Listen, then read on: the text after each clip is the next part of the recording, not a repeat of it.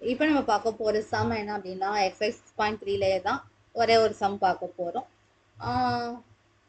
இந்த சம்ஸ் எல்லாம் வந்து கொஞ்சம் பெரிய கொஷின்ஸ்ல கேட்கணும் அப்படின்னு நினச்சா கேட்கலாம். பிகாஸ் வந்து இதெல்லாம் வந்து நம்ம 2 பார்ட்டா நம்ம சால்வ் பண்ண வேண்டியது. கொஸ்டின் பார்க்கலாம். In how many of the distinct permutations of the letters in Mississippi, அதாவது லெட்டர்ஸா நம்ம ரீட் பண்ணுவோம். MISS, miss, PPI. ஸோ இந்த மாதிரி ஒரு 11 லெட்டர்ஸ் இருக்குது. அந்த லெட்டர்ஸை யூஸ் பண்ணி நம்ம வந்துட்டு வேர்ட்ஸ் வந்து ஃபார்ம் பண்ணணும். இங்கே பெர்முட்டேஷன் கொடுத்துட்டாங்க. அந்த லெட்டர்ஸை நம்ம அரேஞ்ச் பண்ணணும். ஜஸ்ட் அது மீனிங் இல்லாமல் நம்ம அரேஞ்ச் பண்ணணும். கண்டிஷன் என்ன கொடுத்துருக்காங்க அப்படின்னா வந்துட்டு அதுல 4 ஐ இருக்கா, 2வது ஒரு ஐ இருக்கு, 5வது ஒரு ஐ இருக்கு, அதே மாதிரி லாஸ்ட் ஒரு ஐ இருக்கு, லாஸ்ட்ல இருந்து 4வது ஐ ஒன்று இருக்கு. ஸோ டோட்டலி எத்தனை ஐஸ் இருக்கு? 4 ஐஸ் இருக்கு. அந்த 4 ஐயும் கிட்டக்க வரக்கூடாது. அந்த மாதிரி உங்களால எத்தனை வார்த்தைகளை உருவாக்க முடியும் அப்படிங்கறதா கொஸ்டின். ஸோ இது கொஞ்சம் நமக்கு கஷ்டம் தான். அது எப்படி 4 ஐ ஒண்ணு போல வராம இருக்கிறதுக்கு நம்ம எப்படி கண்டுபிடிக்கிறது? நமக்கு அப்படி எதுவும் ஃபார்முலா இருக்கா அப்படின்னா யோசிச்சு பார்த்தா அந்த மாதிரி அளவுக்கு நமக்கு ஃபார்முலா இல்லை. ஸோ அதுக்கு பதிலாக நம்ம என்ன பண்ணலாம் அப்படின்னா வந்துட்டு இந்த 11 லெட்டரை அரேஞ்ச் பண்றதுக்கு எத்தனை வழிகள் இருக்கு, எத்தனை பெர்முடேஷன்ஸ் இருக்கு அப்படின்னு கண்டுபிடிக்கணும். அதுக்கு பிறகு என்ன பண்ணலாம்னா அந்த 4 லெட்டரையுமே ஒரே லெட்டரா கன்சிடர் பண்ணிட்டு அந்த மாதிரி 4 லெட்டரையும் ஒரே லெட்டரா கன்சிடர் பண்ணிட்டோம்னா மொத்தம் வந்துட்டு எத்தனை லெட்டர்ஸ் குறையும்? 3 லெட்டர் குறைஞ்சிடும். Total number of letters. அப்படின்னா அந்த லெட்டர்ஸ் அரேஞ்ச் பண்றதுக்கு எத்தனை வழிகள் இருக்கு அப்படின்னு பார்ப்போம். பார்த்துட்டு கண்டுபிடிச்சது அந்த 2வது கண்டுபிடிச்சது மைனஸ் பண்ணலாம். ஸோ இந்த சம பொறுத்த வரைக்கும் மொத்தம் எத்தனை ஸ்டெப்ஸ் இருக்கு அப்படின்னா 3 ஸ்டெப்ஸ் இருக்கு. அந்த 3 ஸ்டெப்பை ஃபாலோ பண்ணலாம். கமா இப்போ ஃபர்ஸ்ட் ஸ்டெப் என்ன? 11 லெட்டர்ஸ் அரேஞ்ச் பண்றதுக்கு எத்தனை வழிகள் இருக்குன்னு பார்ப்போம். இதுல நம்ம பார்க்க வேண்டியது என்ன அப்படின்னா எத்தனை ஐ இருக்கு, எத்தனை பி இருக்கு, எத்தனை எம் இருக்கு, அதெல்லாம் நம்ம பார்க்கணும். இதுல மெயினா இருக்க 1 minute மெயினா இருக்கக்கூடிய லெட்டர்ஸ் அப்படின்னு பார்த்தோம்னா நமக்கு வந்துட்டு MIESP இந்த 4 லெட்டர் தான் இருக்கு. அதனால இதை வந்து இப்படி எழுதிக்குவோம். எம் இருக்கா, லெட்டர் 1 கன்சிடர் பண்ணிடுவோம். ஐ இருக்கா, லெட்டர் 2 கன்சிடர் பண்ணிடுவோம். எஸ் இருக்கா, 1. அடுத்து ஒரு எஸ் இருக்கா, அடுத்து ஒரு ஐ இருக்கா, அடுத்து ஒரு எஸ் இருக்கா, அடுத்து ஒரு எஸ் இருக்கா, அடுத்து ஒரு ஐ இருக்கா, அடுத்து ஒரு பி இருக்கா, அடுத்து ஒரு பி இருக்கா, அடுத்து ஒரு ஐ இருக்கா.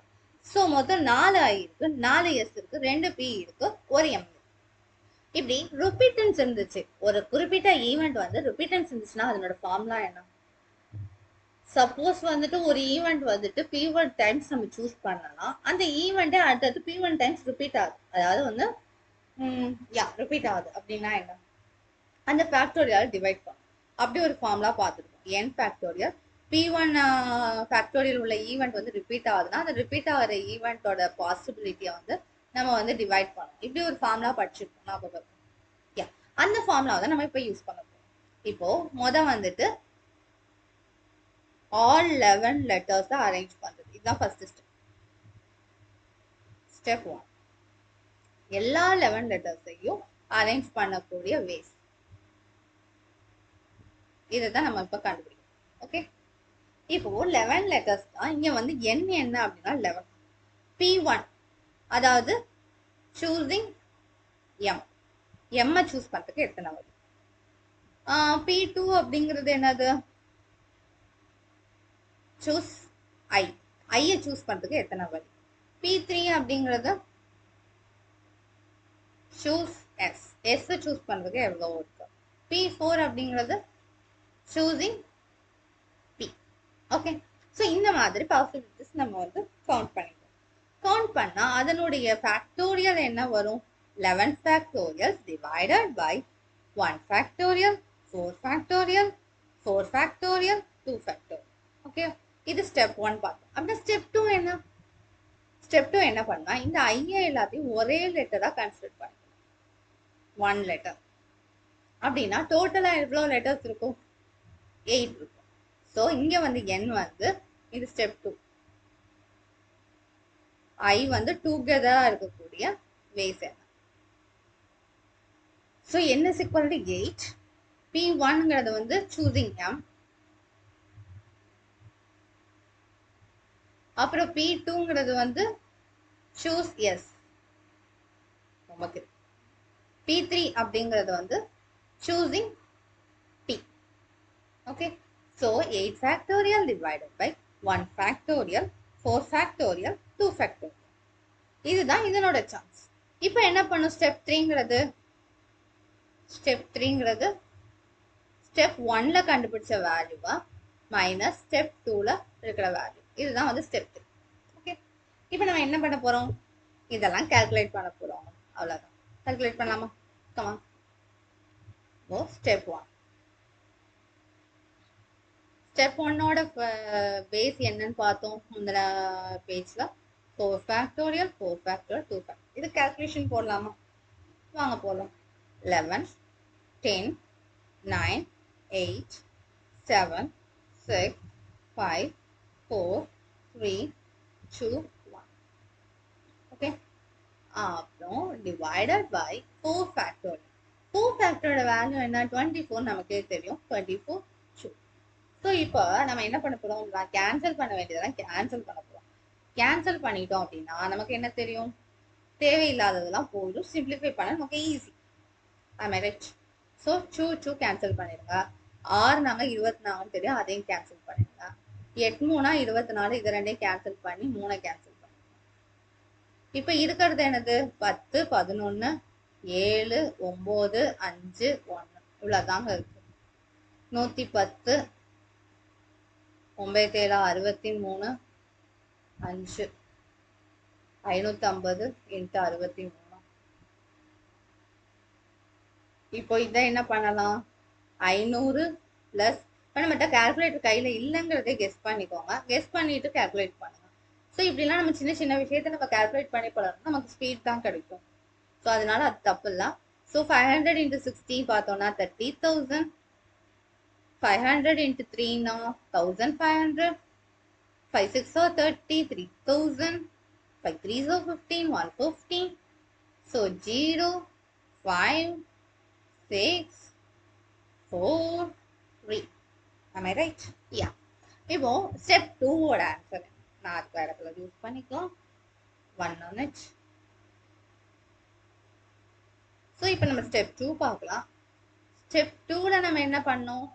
8 factorial divided by 4 factorial divided by 2 factorial. இதான் நம்ம பண்ணோம். 8 factorial னா அதனோட வேல்யூ என்ன? 8 7 6 5 4 3 2 1. ஓகே. இப்போ 4 factorial னா 24 and 2. ஓகே. இப்போ நம்ம என்ன கேன்சல் பண்ணலாம்?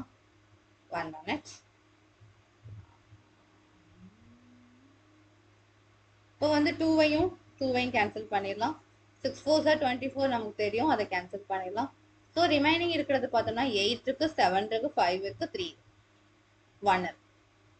ஸோ 8 56, 5 15.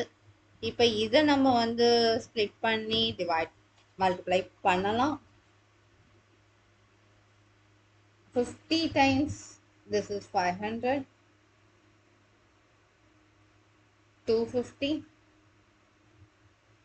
60, 30, 0,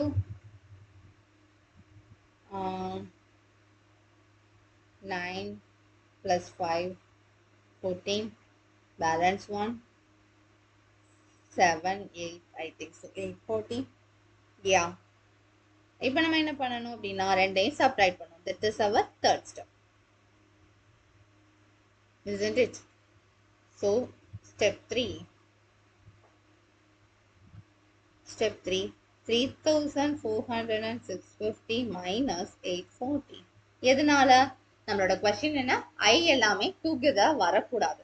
அப்படின்னா மொத்த சான்சஸ்ல இருந்து ஐ டுகெதரா வரக்கூடிய வேல்யூவை சப்ட்ராக்ட் பண்ணுனா நம்மளோட ஸ்டெப் 3 ஆன்சர் கிடைச்சிரும். That means I வந்து டுகெதரா வராததுக்குரிய சான்சஸ் கிடைச்சிரும். 5 minus 1, 16 minus 8 is 8, and 3 minus 0 is 3. So the answer is 3,300. 33,810. Words can be framed from the given word such that four eyes is not coming together. This would be the answer. Okay. Yes. Thank you.